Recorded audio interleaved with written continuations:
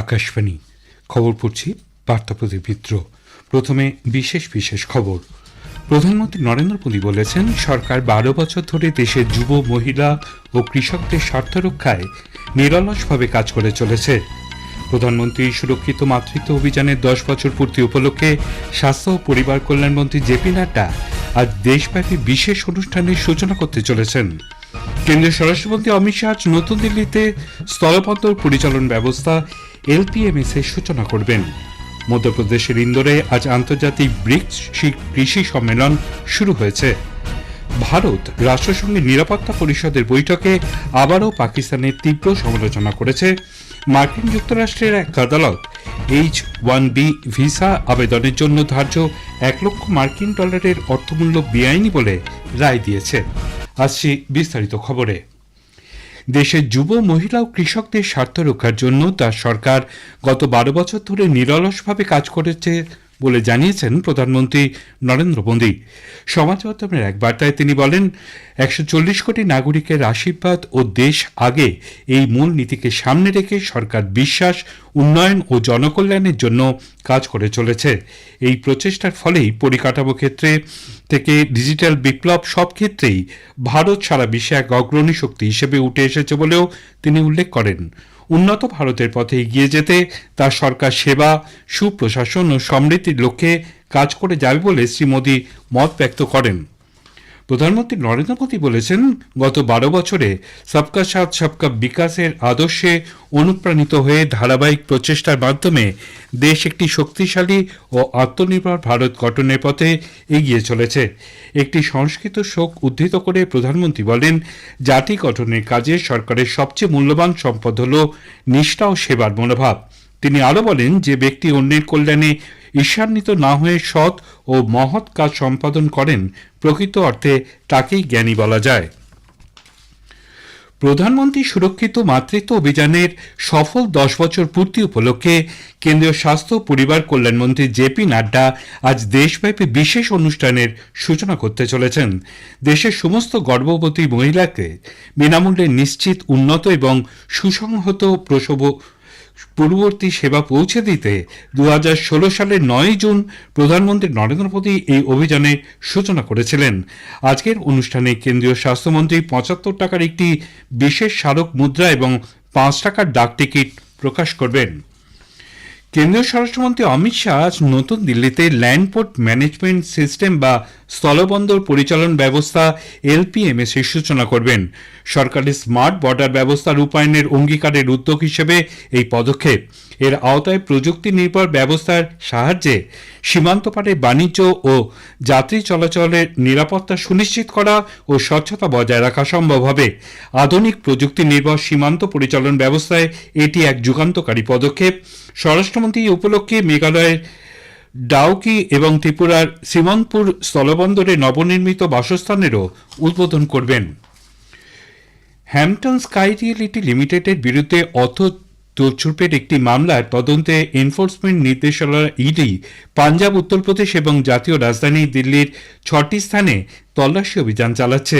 এর মধ্যে রয়েছে পাঞ্জাবের লুধিয়ানা ও জলন্ধর, উত্তরপ্রদেশের বারেলি এবং দিল্লি নয়ডার অঞ্চল। ইডি আধিকারিকরা জানিয়েছেন, হ্যাম্পটন স্কাই রিয়েলিটি লিমিটেডের সঙ্গে যুক্ত বিভিন্ন ব্যক্তির বাসভবন এবং ব্যবসায়িক কার্যালয়কে এই অভিযানের আওতায় রাখা হয়েছে। আদিবাসী নেতা বিরসা মুন্ডার মৃত্যুবার্ষিকীতে আজ সারা দেশ তাকে যথাযথ মর্যাদায় স্মরণ করছে। উপরাষ্ট্রপতি সিপি রাধাকৃষ্ণন, প্রধানমন্ত্রী নরেন্দ্র মোদী, কেন্দ্রীয় স্বরাষ্ট্রমন্ত্রী অমিত শাহ আজ তার প্রতি শ্রদ্ধা নিবেদন করেছেন। সমাজ মাধ্যমের এক বার্তায় উপরাষ্ট্রপতি বলেন, ধরতি আবা বিরসা মুন্ডার জীবনযাত্রা সাহস, আত্মসম্মান ও ন্যায়ের প্রতি অবিচল অঙ্গীকারের প্রতীক। ঝাড়খণ্ডের রাজ্যপাল ও পরবর্তীকালে উপরাষ্ট্রপতি হিসেবে তার জন্মভূমি উলিহাটু পরিদর্শনের কথাও স্মরণ করেন তিনি।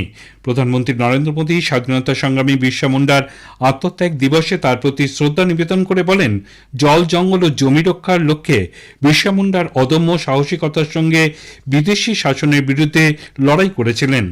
সমাজ মাধ্যমের এক বার্তায় কেন্দ্রীয় স্বরাষ্ট্রমন্ত্রী বলেন, উলগুনান আন্দোলনের মাধ্যমে বিরসা মুন্ডা ব্রিটিশ শাসনের বিরুদ্ধে স্বাধীনতার ডাক দিয়েছিলেন। আজকের প্রসঙ্গে এবারের বিষয়ে বাংলায় জলজীবন মিশন, জল সঞ্চয় ও জন অংশগ্রহণ।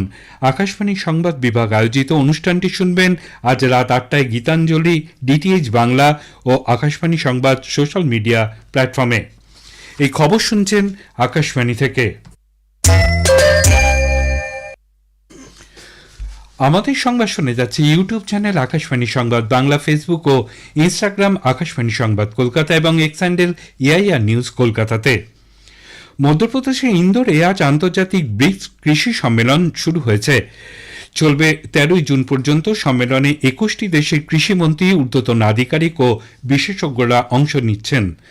মূল আলোচ্য বিষয়গুলির মধ্যে রয়েছে খাদ্য নিরাপত্তা, কৃষিক্ষেত্রে উদ্ভাবন, জলবায়ু বান্ধব কৃষি, কৃষি বাণিজ্য এবং ক্ষুদ্র কৃষকদের ক্ষমতায়ন, পুষ্টিকর খাদ্য উৎপাদন ও কৃষকদের আয় বাড়ানোর মাধ্যমে জীবিকা নির্বাহ সহজ করে তুলতে দেশগুলির মধ্যে পারস্পরিক সহযোগিতা বৃদ্ধি এই সম্মেলনের মূল লক্ষ্য বলে কেন্দ্রীয় কৃষি ও গ্রামোন্নয়ন মন্ত্রী শিবরাজ সিং চৌহান উল্লেখ করেন।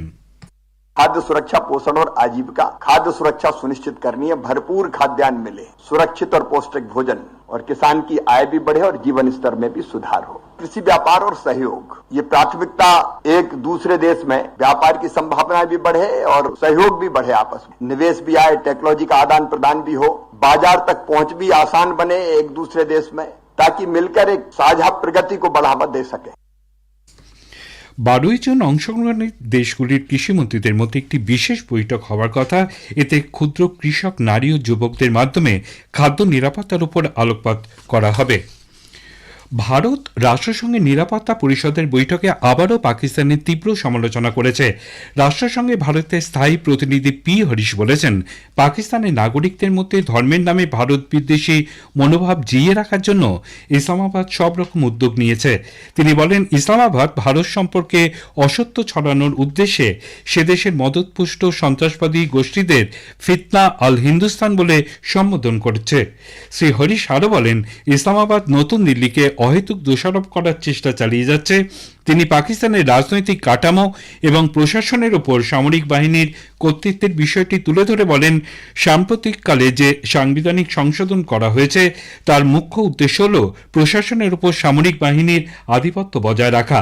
পাকিস্তান যেভাবে আন্তর্জাতিক সীমানা লঙ্ঘন করে আফগানিস্তানে সামরিক অভিযান চালাচ্ছে তার তীব্র নিন্দা করেছে নতুন দিল্লি। একই সঙ্গে আকাশপথে বিমান হামলায় আফগান সাধারণ নাগরিকদের প্রাণহানিতে ভারত উদ্বেগ প্রকাশ করেছে। তিনি আরও বলেন, সামরিক অভিযানের নামে আফগান নাগরিকদের হত্যা নিন্দনীয়। Pakistan's campaign of military airstrikes against Afghanistan is causing huge civilian casualties and sufferings to the Afghan people. We reiterate Secretary General's deep concern at civilian casualties caused by airstrikes, cross-border firing, and targeted killings. We support the Secretary General's call urging compliance with obligations under international law, including international humanitarian law, and ensuring protection of civilians.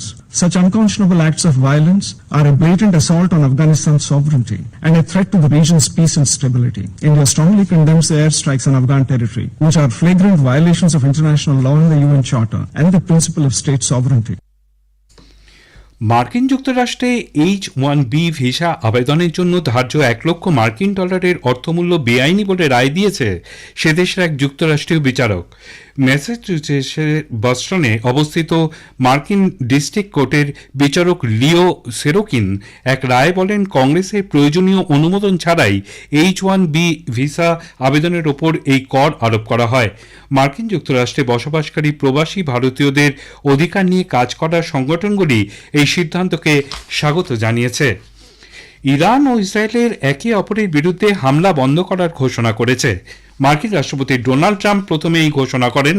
Truth সোশ্যালে এক পোস্টে তিনি বলেন, উভয় পক্ষই অবিলম্বে যুদ্ধবিরতি চাইছে এবং শান্তির জন্য চূড়ান্ত আলোচনা চলছে।